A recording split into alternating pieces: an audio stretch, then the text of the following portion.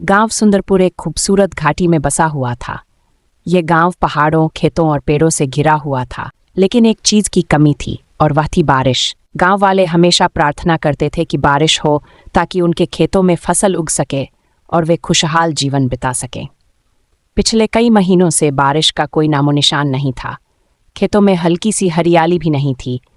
पेड़ों की पत्तियां सूखकर पीली हो गई थी और झील का पानी भी कम होता जा रहा था। बच्चे परेशान थे क्योंकि उन्हें खेलने के लिए पर्याप्त जगह नहीं मिल रही थी और बड़े लोग चिंतित थे कि अगली फसल कैसे उगेगी। एक दिन गांव मासूम बच्ची मीना, जो हमेशा खुश रहती थी, अपनी दादी के साथ बैठकर बारिश के लिए प्रार्थना कर रही थी। मैं चाहती हूँ कि बारिश हो ताकि हम फिर से सब कुछ हरा भरा देख सकें, मीना ने कहा। दादी मुस्कुराईं और बोली, बेटी, बारिश जादू की तरह होती है, लेकिन यह हमें सिखाती है कि हमें जो कुछ भी मिला है उसकी कद्र करनी चाहिए और प्रकृति की रक्षा करनी चाहिए। यह सुनकर मीना ने सोचा, अगर बारिश नहीं आई तो हमें अपनी ज़मीन की देखभाल खुद करनी होगी। वह दादी से और सीखना चाहती थी कि बारिश क्यों ज़रूरी होती है और कभी कभी प्रकृति हमें इसका तोहफा क्यों नहीं देती। अगले दिन गांव के सभी बच्चे एक दूसरे से कह रहे थे कि बारिश का मौसम नज़दीक आ रहा है। गांव के बुजुर्गों ने बच्चों को सिखाया कि बारिश का मौसम धरती के लिए कितना ज़रूरी है और जब भी बारिश हो हमें इसका आभार मानना चाहिए।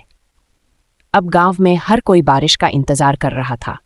मीना, राजू और उनके दोस्त हर रोज़ आसमान को देखते और प्रार्थना करते कि बादल आएं और बारिश हो। लेकिन एक दिन आसमान में बादल तो छा गए, लेकिन बारिश शुरू नहीं हुई।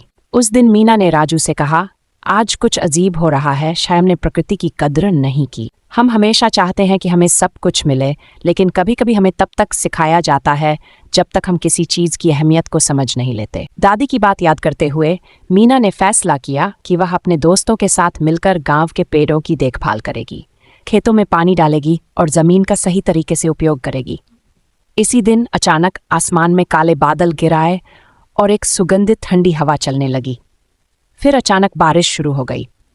जैसे ही बारिश की बूंदें ज़मीन पर गिरी, गांव के बच्चे खुशी से चिल्लाने लगे और सभी ने गिरती बारिश के साथ नाचना शुरू कर दिया।